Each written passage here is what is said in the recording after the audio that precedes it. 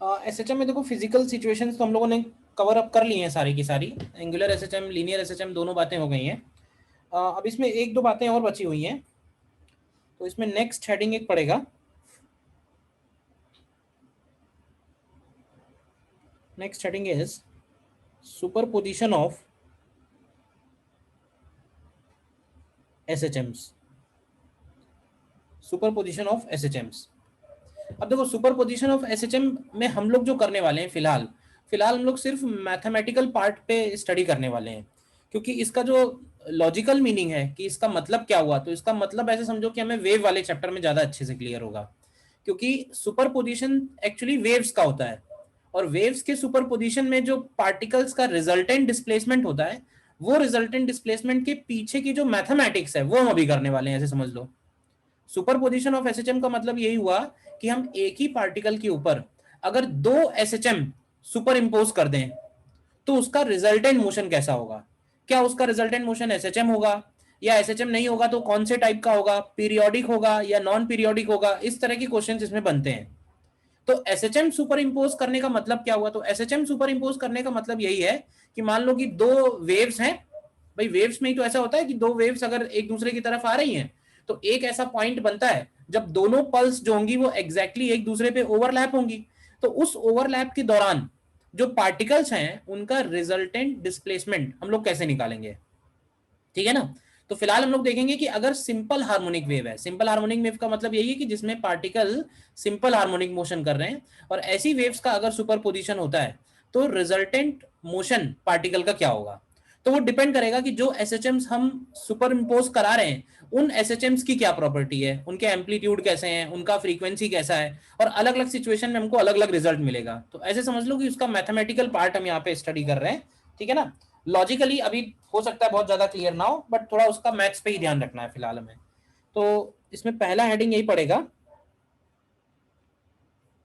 और उसमें लिखेंगे हम लोग S H Ms having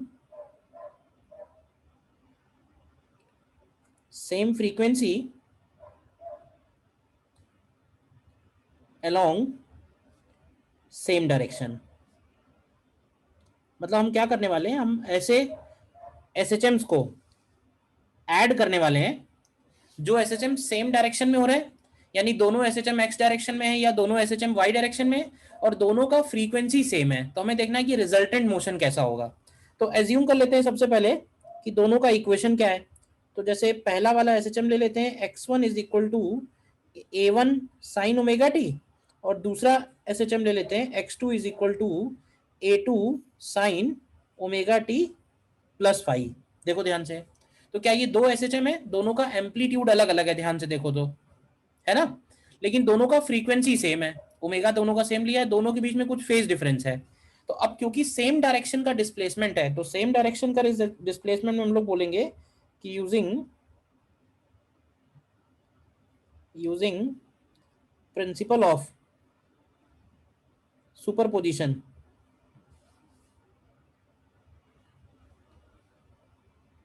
using principle of superposition, जो रिजल्टेंट डिस्प्लेसमेंट है उसको हम लोग सिंपली लिखेंगे X one plus X to.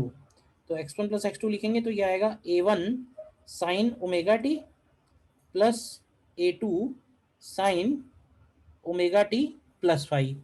अब हमको इसको मैथमेटिकली थोड़ा सॉल्व करना है, तो जरा देखना, मैं लिखता जा रहा हूँ, नोट करते जाओ और मैथ्स भी देखते जाओ उसकी। तो ए वन साइन ओमेगा टी, और इसको अगर हम ओपन कर दें तो क्या ऐसे लिख सकते हैं, A two sine omega T cos five plus A two cos omega T sine five.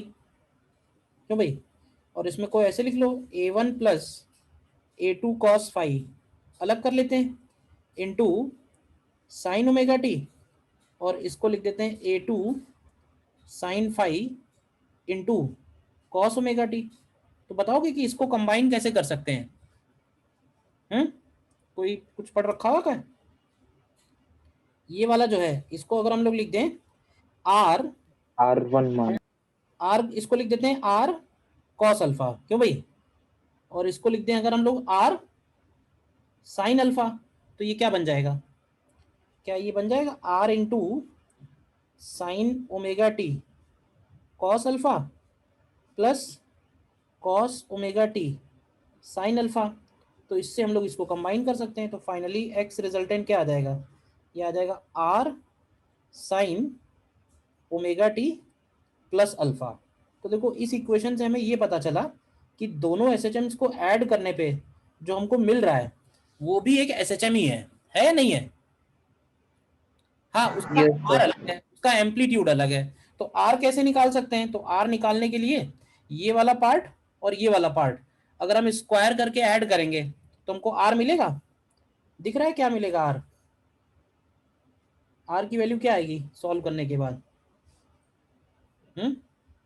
देखो ध्यान से, a1 square plus a2 square plus 2a1 a2 cos five आएगा।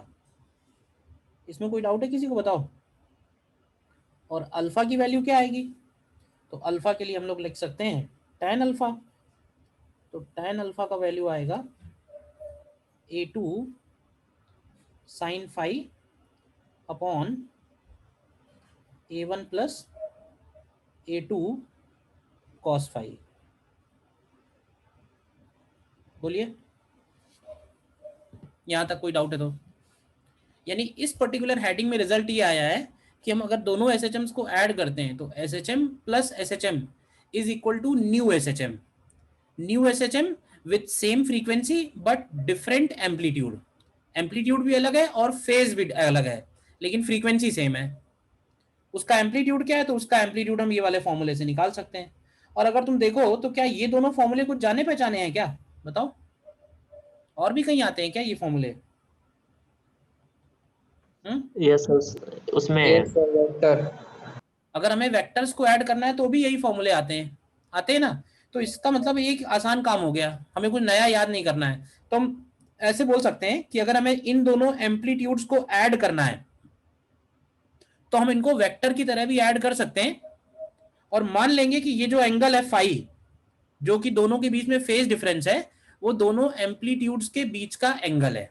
मतलब हम एम्पलीट्यूड्स को वेक्टर वाले फॉर्मूले से ऐड कर सकते हैं और दोनों एम्पलीट्यूड्स के बीच का जो एंगल है वो उनके फेज डिफरेंस के बराबर ले सकते हैं। तो देखो इसको कैसे याद रखो, इसको ऐसे याद रखो। मान लेते हैं कि हम लोग ने एक वेक्टर बनाया a1, और ध्यान से देखना इस वेक्टर को हम लोग बना रहे हैं रेफरेंस लाइन के लॉन्ग। रेफरेंस लाइन का मतलब है ये ओमेगा टी वाला लाइन हो गया, क्योंकि x1 की वैल्यू है a1 साइन ओमेगा टी, तो वो ओमेगा टी लाइन के लॉन्ग हो गया। अच्छा a2 कहाँ है, तो a2 जो है वो ओमेगा टी से कितना आगे है, बताओगे? कैसे बोल सकते हैं कि a2 जो है वो ओमेगा टी लाइन से फाई एंगल आगे है। ठीक, तो अब क्या करो, इन दोनों को पैरेललोग्राम से ऐड कर देते हैं। देखो इन दोनों को हम लॉ ऑफ पैरेललोग्राम से ऐड कर देते हैं, तो इनका जो रिजल्टेंट है वो ये आ जाएगा। देखो ये आर बनेगा और ये वाला जो एंगल है ये अल्फा बनेगा। तो अब तुम्हें सिर्फ इतनी सी बात याद रखनी है कि एम्पलीट्यूड्स को हम वेक्टर से भी ऐड कर सकते हैं, उनके बीच का जो एंगल है वो दोनों के बीच का फेज डिफरेंस बनेगा। कब ऐसा कर सकते हैं, तो उसके लिए हेडिंग ध्यान रखो। हम तभी ऐसा कर सकते हैं जब एसएचएम सेम फ्रीक्वेंसी की हो और सेम डायरेक्शन में हो। इसका हमको जो एप्लीकेशन है ना वो हम लोगों को इंटरफेरेंस ऑफ वेव्स में मिलेगा। इंटरफेरेंस ऑफ वेव्स में, क्योंकि इंटरफेरेंस वेव्स का एक ऐसा फिनोमेना है जिसमें सेम फ्रीक्वेंसीज के वेव सुपर इम्पोज होते हैं, तो उससे उनका रिजल्टेंट इंटेंसिटी निकालते हैं, रिजल्टेंट एम्पलीट्यूड निकालते हैं। तो उसके पीछे का जो मैथ्स है वो यही है। याद रहेगा? क्लियर है फर्स्ट पॉइंट? बताओ।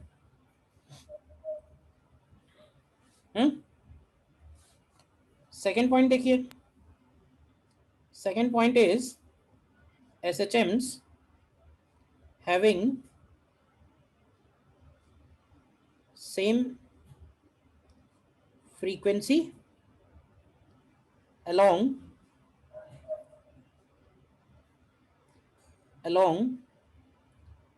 perpendicular direction।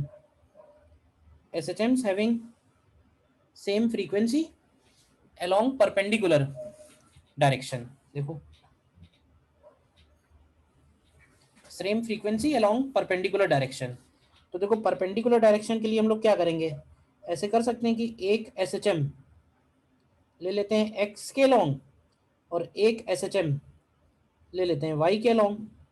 दोनों का फ्रीक्वेंसी देखो मैंने सेम रखा हुआ है, ठीक है, एम्पलीट्यूड मैंने अलग अलग लिया हुआ है और दोनों के बीच में कुछ फेज डिफरेंस भी लिया हुआ है। तो अब ऐसे समझो कि एक ऐसा पार्टिकल है जो एक्स कोऑर्डिनेट इस इक्वेशन के हिसाब से है और वाई कोऑर्डिनेट इस इक्वेशन के हिसाब से है। तो हमें ये पता करना है कि उस पार्टिकल का रिजल्टेंट मोशन कैसा होगा। तो ये समझ लो एक तरह से कि एक्स कोऑर्डिनेट और वाई कोऑर्डिनेट दिया हुआ है। तो ये बताओ कि इनकी हेल्प से अगर हम यहाँ पे टी को एलिमिनेट करें, टाइम एलिमिनेट करें, तो क्या हमको एक्स और वाई में एक रिलेशन मिलेगा, और वो जो एक्स और वाई का रिलेशन होगा वो उस पार्टिकल का इक्वेशन ऑफ ट्रेजेक्ट्री कहलाएगा, यानी वो पाथ इक्वेशन जिसके अलोंग पार्टिकल मूव कर रहा है। और ये बिल्कुल काइनेमेटिक्स जैसा है। बताओ ये बात क्लियर है? तो हम यहाँ पे बोल सकते हैं कि पार्टिकल का जो रिजल्टेंट वेक्टर है उसको हम लोग लिखेंगे एक्स आई कैप प्लस वाई जे कैप। लेकिन पार्टिकल का मोशन कैसा होगा, किस पाथ के अलोंग होगा, ये हम डायरेक्ट तो नहीं बोल सकते। तो उसके लिए हम क्या करते हैं, अलग अलग थोड़े केसेस बना लेते हैं। केसेस ऐसे बना लेते हैं कि अगर मान लें फाई का वैल्यू 0 डिग्री है या फिर 180 डिग्री है, देखना ध्यान से, तो हम ऐसे बोल सकते हैं कि एक्स की वैल्यू होगी A1 साइन ओमेगा टी और वाई की वैल्यू होगी plus minus A2 sine omega T.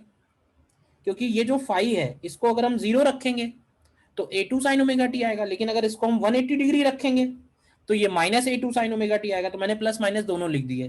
तो अब अगर इसमें से हम टाइम एलिमिनेट करें तो क्या हमको इक्वेशन मिलेगी x upon y is equal to plus minus A1 upon A2। तो ये किसकी इक्वेशन है, कौन से कर्व की, बताओगे?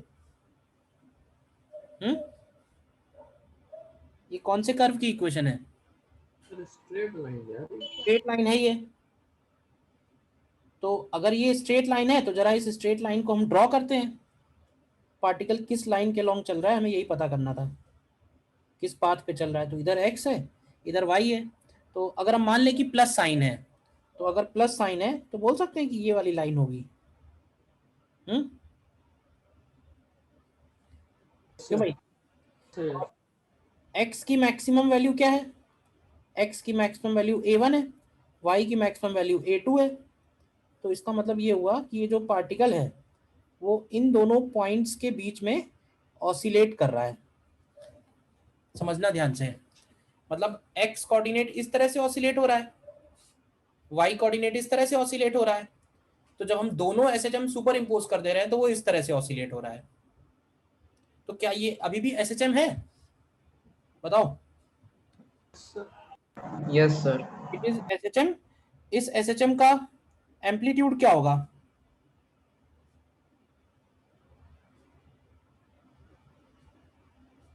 कितना एम्पलीट्यूड है इसका, इस पार्टिकल का एम्पलीट्यूड क्या है? हाँ so under root A1 square plus A2 square हाँ, प्लस प्लस कहाँ से 2A1 प्लस? cos phi।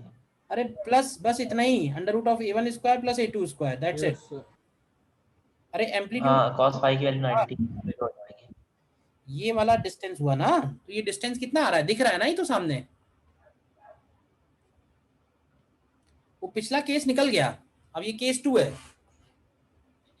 इसी तरह से बताओ जरा कि अगर फाई का वैल्यू 90 डिग्री हुआ तो क्या होगा। तो देखो x की वैल्यू लिखेंगे A1 sign omega T, y की वैल्यू लिखेंगे A2 कॉस ओमेगा टी। और इसमें से अगर हम टाइम एलिमिनेट करें तो क्या ये इक्वेशन आएगी? ये इक्वेशन कैसे आई, क्लियर है? बताओ। अगर मान लो फाई की वैल्यू 90 डिग्री है तो एक होगा A1 साइन ओमेगा टी, एक होगा A2 कॉस ओमेगा टी। दोनों को अगर A1 A2 लेफ्ट साइड में लाके स्क्वायर करके ऐड कर दो तो टाइम हट गया। तो ये किसकी इक्वेशन आ रही है? तो ये इक्वेशन आ रही है एलिप्स की। तो देखो एलिप्स के आने का मतलब है कि अब ये वाला मोशन तो डेफिनेटली SHM नहीं है। SHM क्यों नहीं है? क्योंकि SHM तो स्ट्रेट लाइन मोशन है ना। क्यों भाई? एसएचएम कैसा मोशन है? एसएचएम तो स्ट्रेट लाइन मोशन है, तो एसएचएम तो नहीं है ये, तो ये एक इलिप्टिकल मोशन है। ठीक है, पार्टिकल कहाँ से शुरू हो रहा है? तो ध्यान से देखो, तो t इक्वल टू 0 पे पार्टिकल कहाँ पे है? t इक्वल टू 0 पे पार्टिकल कहाँ पे है? क्या इस पॉइंट पे है? 0,A2 तो यहाँ पे t इक्वल टू 0 पे है और ये पार्टिकल इस डायरेक्शन में जा रहा है, यानी जो पार्टिकल का रिजल्टेंट मोशन है वो इस तरह से है। देखो, ठीक है ना? तो क्या ये मोशन पीरियोडिक है? हाँ, पीरियोडिक है।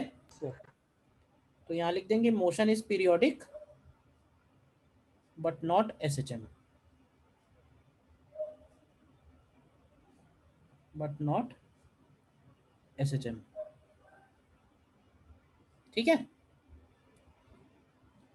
ऐसे समझ लो कि अगर हम इस पार्टिकल का एक्स डायरेक्शन में शेडो लें और वाई डायरेक्शन में शेडो लें, तो इसके दोनों शेडो एसएचएम कर रहे हैं कि नहीं कर रहे हैं? वाई वाला भी एसएचएम कर रहा है, एक्स वाला भी एसएचएम कर रहा है, लेकिन पार्टिकल नहीं कर रहा है। अच्छा, अगर ये कहा जाए कि पार्टिकल का मोशन सर्कुलर हो सकता है क्या, तो किस कंडीशन में होगा? क्यों भाई? A1 A2 बराबर हो जाए। हाँ, motion of particle can be circular when A1 is equal to A2, यानी अगर दोनों एसएचएम्स का एम्पलीट्यूड सेम हो जाए और दोनों के बीच में फेज डिफरेंस 90 हो जाए, तो रिजल्टेंट मोशन सर्कुलर बनेगा। देखो, और सी पार्ट में अगर फाई का वैल्यू 0 डिग्री, 90 डिग्री और 180 डिग्री के अलावा कुछ और है, तो अब इसको मैं सॉल्व नहीं कर रहा हूँ, तुम चाहो तो सॉल्व कर लेना। एक इक्वेशन है A1 साइन ओमेगा टी और दूसरी इक्वेशन है A2 sine omega T plus phi. तो इसमें क्या करना होगा, इसमें हमको A2 sine omega T cos phi plus cos omega T sine phi.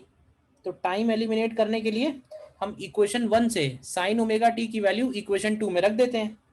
तो यहाँ से हमको मिलेगा y is equal to A2 sine omega t की जगह तो आ जाएगा x अपॉन A1, तो x upon A1 cos phi, cos omega t की जगह आएगा under root of 1 minus x square upon A1 square, आएगा कि नहीं आएगा, और इनटू साइन फाई।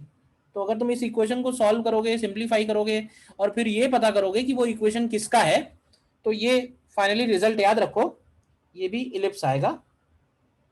ठीक है, लेकिन ये एक ऐसा इलिप्स आएगा जिसका मेजर एक्सिस और minor axis x y axis नहीं होंगे।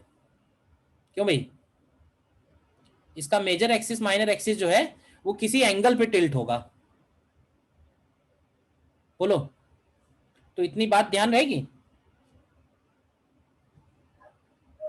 मैं प्रूफ नहीं कर रहा हूँ क्योंकि उसमें मैथ ज़्यादा इन्वॉल्व है और इतना कुछ पूछा तो गया नहीं कभी। ऐसे समझ लो, इस तरह का कुछ इलिप्स आ जाएगा।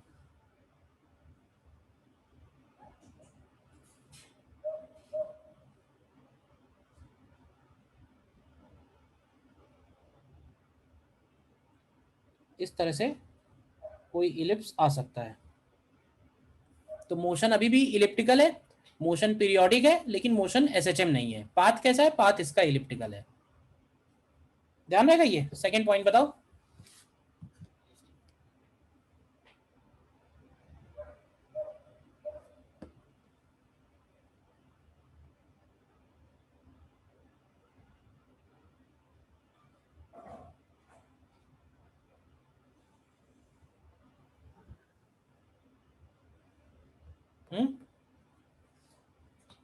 कोई डाउट इसमें बताओ। सर एसएचएम हमेशा तभी होगा ना जब स्ट्रेट पाथ होगा। करेक्ट। तो हम ये तो बोल सकते हैं कि इनके जो प्रोजेक्शन है वो एसएचएम है, लेकिन पार्टिकल का जो रिजल्टेंट मोशन है वो एसएचएम नहीं है। ठीक है,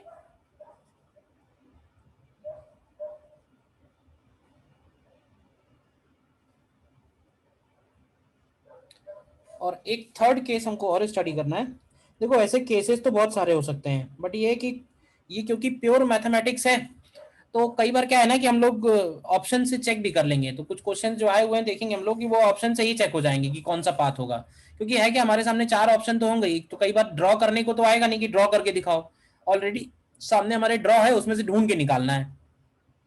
एंड थर्ड वाले में लिखेंगे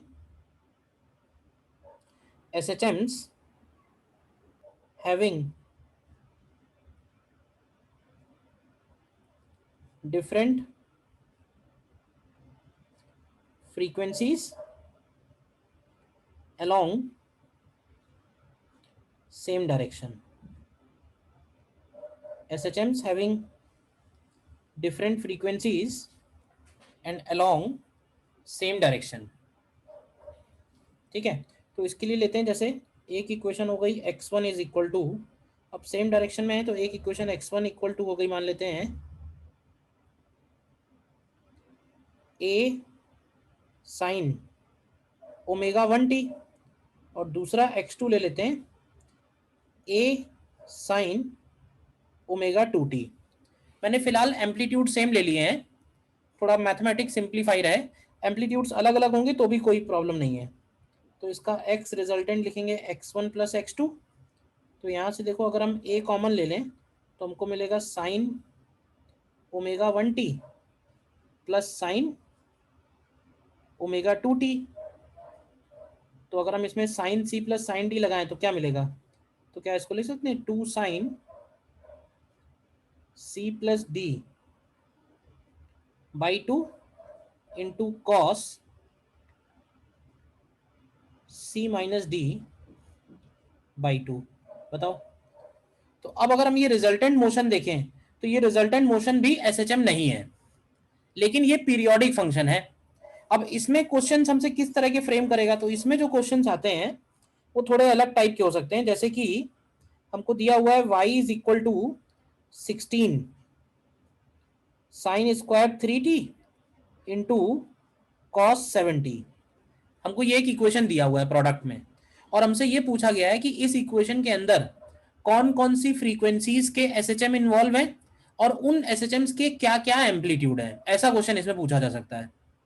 ठीक है, तो अब क्योंकि ये प्रोडक्ट में है, तो जब ये प्रोडक्ट में है ना तब ये बताना डिफिकल्ट है कि इसके अंदर कौन कौन सी फ्रीक्वेंसीज हैं। अगर फ्रीक्वेंसीज बतानी है तो हमें इनको अलग अलग करना पड़ेगा, तो ट्रिग्नोमेट्री लगा के हमें इन्हें अलग अलग करना पड़ेगा। तो अलग अलग कैसे कर सकते हैं, तो देखो जरा, जैसे ये 16 है तो अगर हम इसमें से 8 कॉमन ले लें तो 2 साइन स्क्वायर थीटा को क्या हम लोग 1 माइनस कॉस 2 थीटा लिख सकते हैं, बताओ यस और नो। 2 साइन स्क्वायर थीटा है तो उसको हम लोग 1 माइनस कॉस 2 थीटा लिख सकते हैं, तो ये बन जाएगा 8 cos 70 minus 8 cos 70 into cos 60। तो अब जरा एक और एक तो अलग हो गया कम से कम, तो अब इसमें भी फॉर्मूला लगा दो, इसमें फॉर्मूला लगा दो 2 कॉस ए कॉस बी। तो 2 कॉस ए कॉस बी क्या होता है, cos of A plus B plus cos of A minus B. बताना भाई फॉर्मूला, मुझे भी थोड़ा सा याद कम है। 2 कॉस ए कॉस बी का फॉर्मूला सही लगा है, तो ये हो जाएगा 8 cos 70 minus 4 cos 13t minus 4 cos t। इसको ऐसे भी लिख सकते हैं 8 cos 70 plus 4 cos 13t plus pi and plus 4 cos t plus pi. तो अब तुम ध्यान से देखो, तो इसमें से ये वाला जो है y1 हो गया, ये वाला जो है y2 हो गया, और ये वाला जो है y3 हो गया। बताओगे कि इनके ओमेगा क्या होंगे तीनों के, तीनों के ओमेगा क्या होंगे, तो एक ओमेगा है 7, 13 और 1। एक ओमेगा है 13 और एक ओमेगा है 1। ठीक है ना, एम्पलीट्यूड भी बता सकते हैं, एम्पलीट्यूड एक का 8 है और A2 A4 A2 A3 जो है वो 4 है। तो इसमें यही वाला क्वेश्चन बन सकता है। तो तुम ध्यान रखना इस बात को कि अगर जैसे प्रोडक्ट में कभी कोई इक्वेशन दी हुई है तो उस इक्वेशन को देख के हम ओमेगा 1 ओमेगा 2 का अंदाजा डायरेक्ट नहीं लगा सकते, तब तक जब तक हम इनको अलग अलग नहीं कर लेंगे। अलग अलग करने का क्या प्रोसेस है? तो अलग अलग करने का प्रोसेस ट्रिग्नोमेट्री है, सिंपल। बताओ, क्लियर है?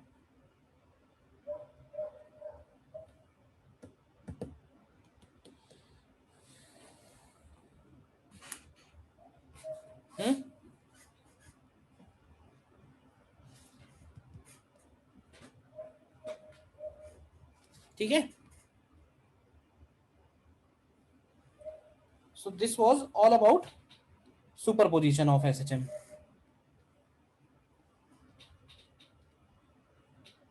नेक्स्ट एक दो पॉइंट और हैं, वो भी थोड़े से लर्न करने वाले ही हैं। नेक्स्ट हेडिंग पड़ेगा डैम्प्ड ऑसिलेशंस। डैम्प्ड ऑसिलेशंस, तो डैम्प्ड ऑसिलेशंस का क्या मतलब है?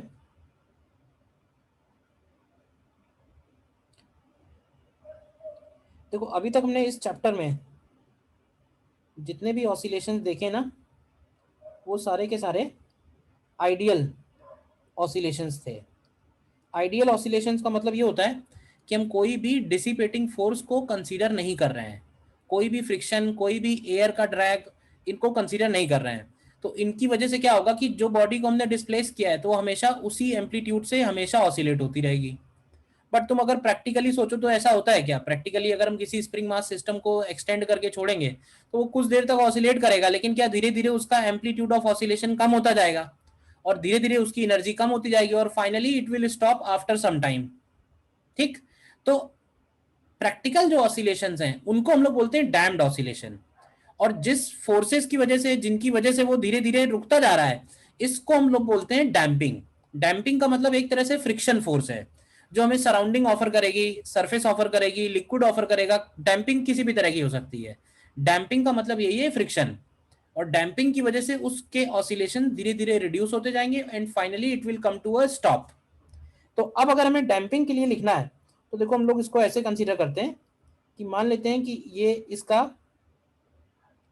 इक्विलिब्रियम पोजीशन है और ये ब्लॉक इक्विलिब्रियम पोजीशन से x डिस्टेंस पे है और v स्पीड से जा रहा है नीचे की तरफ। तो जरा बताओगे कि अगर हम मान लें कि ये जो ब्लॉक का मूवमेंट है ये एयर के अंदर हो रहा है, तो बताओगे कि एयर का फ्रिक्शन किधर लगेगा? एयर का जो विस्कस फोर्स होगा किधर की तरफ लगेगा ब्लॉक पे? एयर का जो ड्रैग फोर्स है वो किधर की तरफ लगेगा? नीचे लगेगा या ऊपर लगेगा? ऊपर लगेगा। क्या बोल रहे हो? ऊपर लगेगा। ठीक है ना? तो ये जो ऊपर लगाया ना, इसी को हम लोग बोलते हैं दिस इज विस्कस फोर्स। ठीक है, और इस विस्कस फोर्स की जो वैल्यू है उसको हम लोग B इंटू वी लिखते हैं, जिसमें B को बोलते हैं, B is called damping constant. कोई बताएगा कि डैम्पिंग कांस्टेंट किस किस बात पे डिपेंड करेगा? विस्कस फोर्स पे। विस्कस फोर्स तो है वो, डैम्पिंग कांस्टेंट किस चीज पे डिपेंड करेगा? डैम्पिंग कांस्टेंट डिपेंड करेगा सराउंडिंग मीडियम के विस्कोसिटी पे। सराउंडिंग मीडियम के विस्कोसिटी पे डिपेंड करेगा और बॉडी के शेप पे डिपेंड करेगा। ठीक है ना? तो ऐसे बोल सकते हैं, depends on viscosity of medium and shape size of object। तो फिलहाल हमको ये तो क्वेश्चन में दिया ही होगा, हमें ये निकालना नहीं होगा। हाँ, हमें लिखना है इसके ऊपर रिजल्टेंट फोर्स कितना है या रीस्टोरिंग फोर्स। तो इस बार रीस्टोरिंग फोर्स माइनस kx भी है, ध्यान से देखो, और माइनस bv भी है। और फोर्स को क्या हम लोग लिख सकते हैं? m इंटू ए, और a को लिख सकते हैं d2x अपॉन dt2। तो ये हो जाएगा plus b into v, v को लिख सकते हैं dx अपॉन dt, और इसको लिख सकते हैं kx इक्वल टू 0। तो ये जो इक्वेशन आई है ना, इसको हम लोग बोलते हैं differential equation of damped oscillations. Differential equation of damped oscillations. और इस इक्वेशन को सॉल्व करना अभी हमारे बस के बाहर है, क्योंकि जो डिफरेंशियल इक्वेशन के मेथड्स तुम पढ़ते हो वो मुझे लगता है कि इस वाली इक्वेशन पे एप्लीकेबल नहीं होंगे। ये एक तरह से समझ लो कि सॉल्व करने के पॉइंट ऑफ व्यू से आउट ऑफ सिलेबस क्वेश्चन हो गया। तो हमें इसका रिजल्ट जो है वो सीधे सीधे याद रखना है, बुक्स में एनसीईआरटी में डायरेक्टली रिजल्ट लिखा हुआ है, तो अच्छी बात है, नहीं सॉल्व करना है तो इसका जो रिजल्ट आएगा ना वो लिख लो, the solution of above differential equation is x is equal to a naught e to the power minus bt by 2m and sine of omega t plus phi। ठीक है, जिसमें ये जो पहला वाला टर्म है ये कहलाता है एम्पलीट्यूड, और ये जो एम्पलीट्यूड है ये टाइम के साथ धीरे धीरे रिड्यूस होता जा रहा है। इस एम्पलीट्यूड को हम ऐसे भी लिख सकते हैं, amplitude is equal to A not E to the power minus gamma t. देखो इसका एम्पलीट्यूड एक्सपोनेंशियली डिक्रीज होगा, वेयर गामा की वैल्यू है b by 2m। Gamma is also known as damping coefficient. Gamma को क्या बोलेंगे? Damping coefficient. अच्छा, damping constant और डैम्पिंग कोफिशिएंट ये दोनों अलग अलग बातें हैं और दोनों में बहुत जरा सा फर्क है। तो कई बार कंफ्यूजन हो जाता है कि कांस्टेंट है कि कोफिशिएंट है, तो कंफ्यूजन ना हो उसके लिए ध्यान रखना इनके यूनिट्स से तुम इनको आइडेंटिफाई कर सकते हो। डैम्पिंग कोफिशिएंट का जो यूनिट आएगा वो आएगा पर सेकेंड, बताओ, और डैम्पिंग कांस्टेंट का जो यूनिट आएगा वो आएगा केजी पर सेकेंड। ध्यान से चेक कर लो है ऐसा या नहीं है। तो अगर नाम भूल भी जाओ तो कंफ्यूज मत होना, यूनिट पे जरा फोकस रखना इसका, डैम्पिंग कांस्टेंट है या डैम्पिंग कोफिशिएंट है। और ओमेगा क्या होगा? तो ओमेगा की वैल्यू होती है under root of omega not square minus gamma square. ये हो गया ओमेगा गामा। और ओमेगा नॉट क्या है?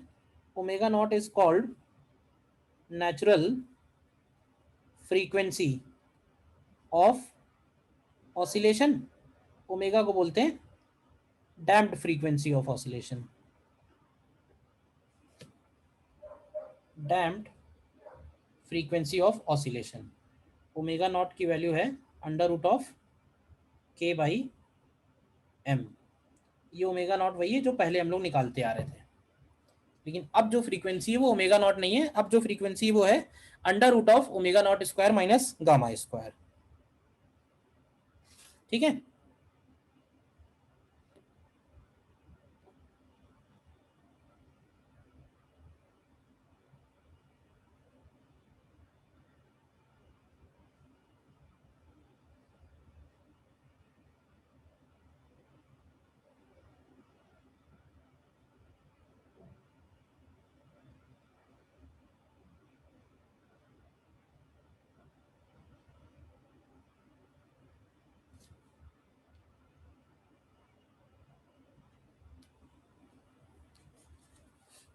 देखो ध्यान से, कहीं डाउट है बताओ।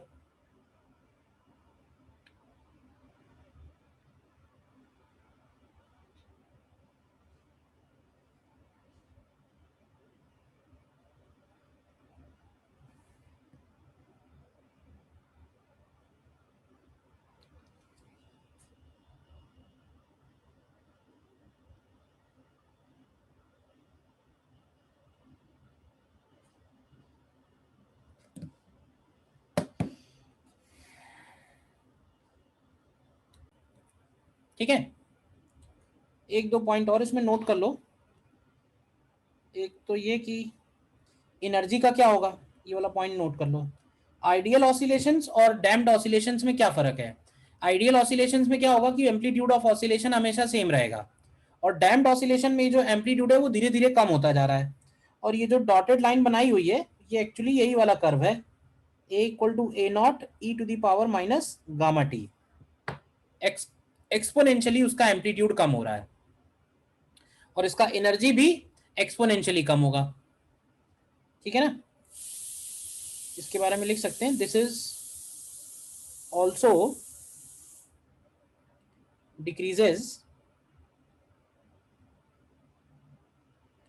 exponentially, also decreases exponentially।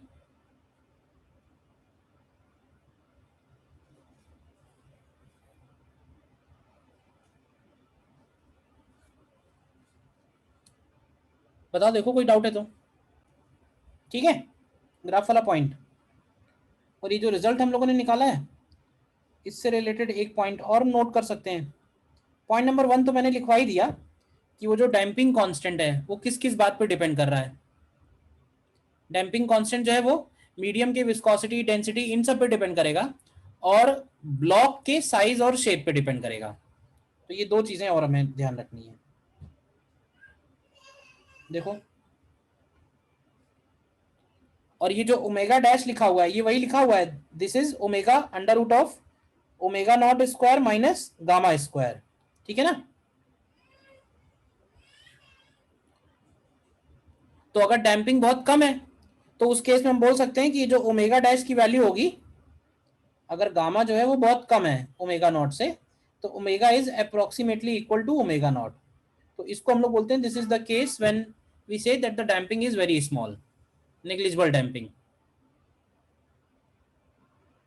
तो ये दो पॉइंट और नोट कर लो।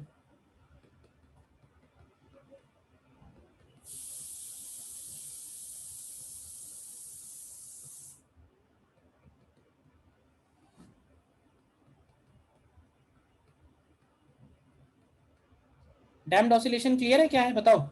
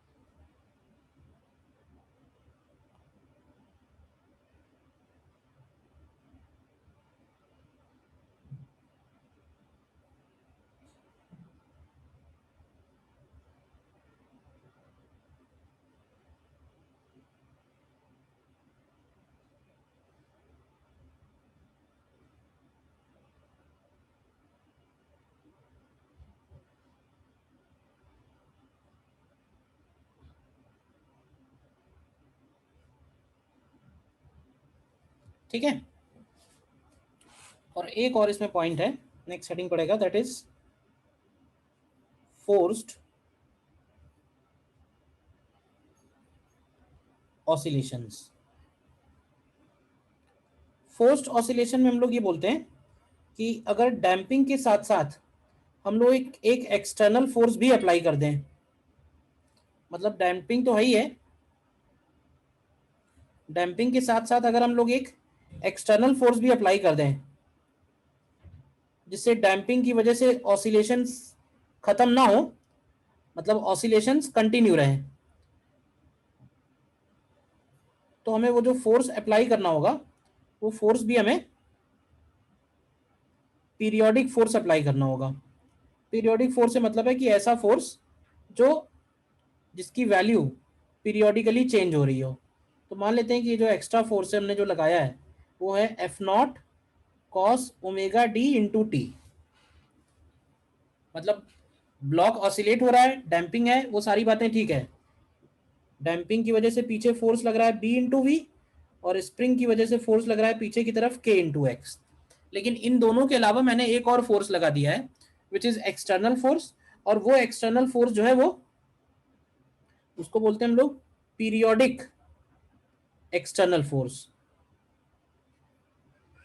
ऐसा फोर्स लगाया है जो कांस्टेंट नहीं है, और ओमेगा डी जो है, ओमेगा डी कहलाएगा frequency of driving force, frequency of driving force. तो क्या होगा कि ऐसे केस में जब वो ऑसिलेट होना स्टार्ट करेगा तो उसका ऑसिलेशन इक्वेशन क्या बनेगा। तो देखो यहाँ पे हम लोग फिर लिखेंगे restoring force is equal to, ध्यान से देखो तो minus K X minus B V and plus F not cos omega D into T. तो यहाँ से इक्वेशन आएगी m into D two X upon D T two plus B into D X upon D T and plus K into X is equal to F not cos omega D into T. तो ये जो equation निकल के आई है ये आई है differential equation of forced oscillation, इसको क्या बोलेंगे? This is differential equation of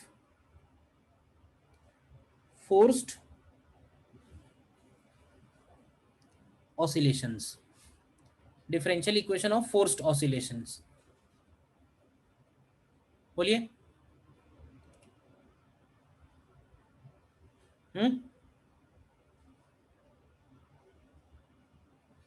और इस इक्वेशन का जो सॉल्यूशन आएगा वो हमें फिर से इसका भी ध्यान रखना है, सॉल्व तो करना नहीं है, नीचे लिख देंगे द सॉल्यूशन ऑफ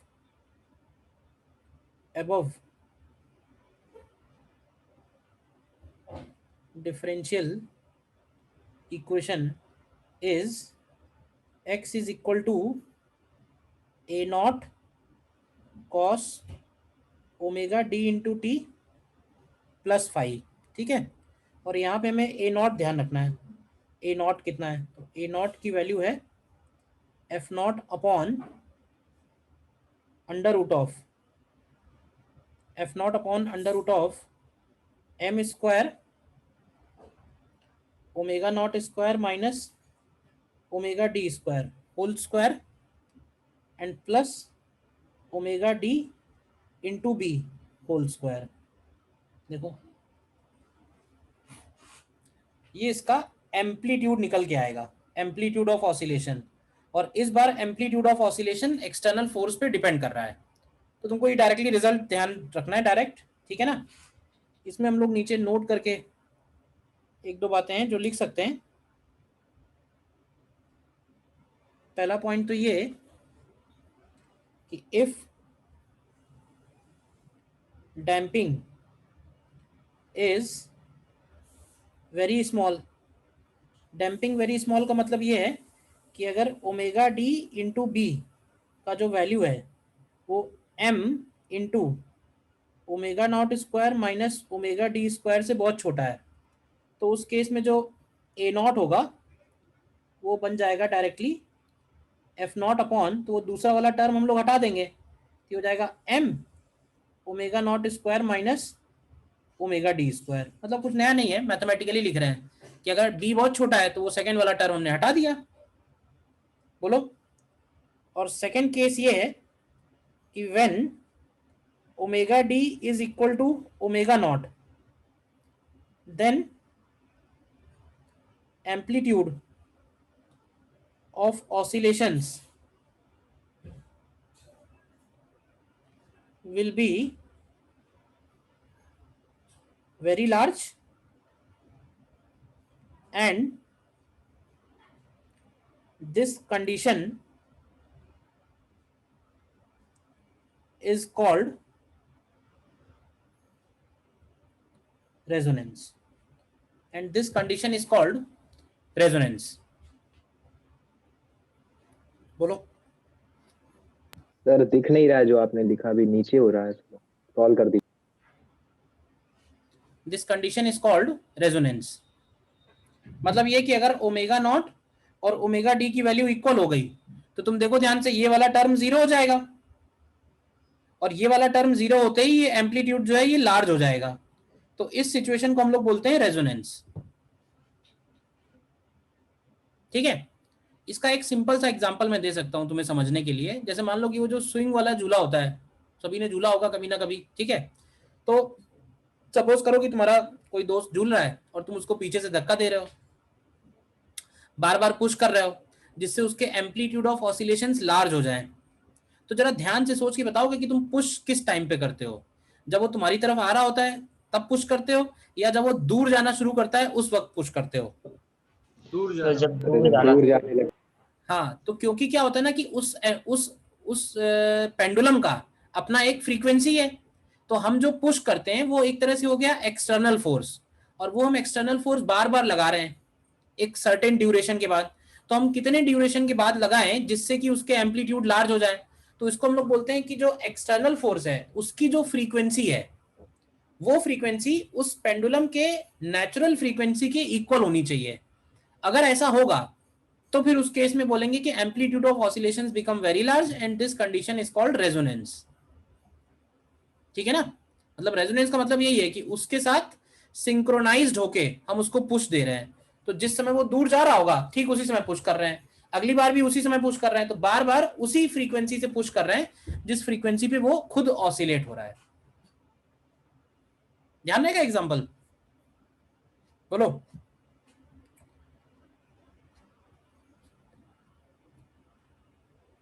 ठीक है ना। तो एसएचएम की थ्योरी में इतना ही है। क्वेश्चंस एक दो करके देख लेते हैं। नोट कर लिया है? देखो नोट कर लो। देखो इसमें क्वेश्चन,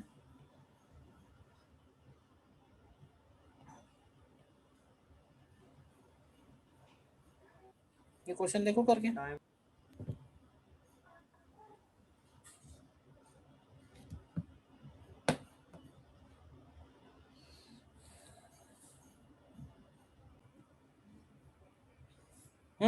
निकाला इसको। गामा पहले निकाल लो, गामा की वैल्यू बनेगी b/2m। तो b दिया हुआ है 40 ग्राम पर सेकेंड, तो इसको लिखेंगे 0.04 और 2m m की जगह हो जाएगा 0.2। क्यों भाई? तो गामा की वैल्यू देखो 0.1 आएगी। ठीक है। ओमेगा नॉट अगर निकालें, ओमेगा नॉट का मतलब है नेचुरल फ्रीक्वेंसी, तो ये होगा √k/m। तो √k/m अगर करेंगे तो 90/0.2, तो ये आएगा √450। तो अब ध्यान से देखो, तो √450 जो है वो 0.1 से तो बहुत ज़्यादा हुआ ना। तो हम ऐसे बोल सकते हैं कि omega is equal to omega not square minus gamma square. तो इस केस में अप्रोक्सीमेटली ओमेगा नॉट ही बन जाएगा। तो टाइम पीरियड हो जाएगा 2π/√450 सेकेंड्स। बोलो। ठीक है। फिर बी पार्ट में कह रहा है time period, time taken for its amplitude to become half of initial value. तो एम्पलीट्यूड को लिखेंगे a equal to a0 e⁻ minus gamma t. तो हाफ कितनी देर में होगा, तो इसको कर देंगे a0/2 is a0 e⁻ minus gamma t. तो यहाँ से t की वैल्यू आ जाएगी गामा ln2। तो गामा है 0.1 और ln2 है 0.693। तो ये कितना आ जाएगा 0.0693 सेकेंड आ जाएगा। फिर सी पार्ट में नहीं, ln2 अपॉन गामा आएगा ना, ln2 अपॉन गामा होगा, तो अपॉन 0.1 होगा, तो ये बन जाएगा 6.93 सेकेंड। निकालो भाई आंसर क्या आ रहा है। और 6.93।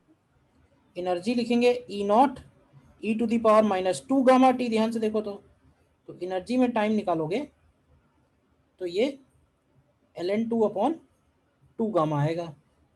तो ये 6.93/2 सेकेंड्स हो जाएगा, यानी अप्रोक्सीमेटली 3.5 सेकेंड्स। बताओ कर पाए या नहीं कर पाए?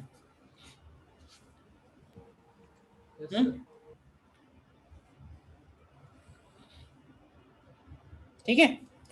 तो थ्योरी में तो इतना ही है, इसमें क्वेश्चंस में कुछ और भेज दे रहा हूँ, तो वो और आप लोग कर लेना। Damped oscillation, forced oscillation. ठीक है। तो एक तो डीबीपी हो जाएगी कंप्लीट करने के लिए, प्लस कुछ क्वेश्चंस में और भेजे दे रहा हूँ। डीबीपी में शायद डैम्ड और फोर्स के थोड़े से कम है, तो एक दो क्वेश्चन और लगेंगे। ठीक है।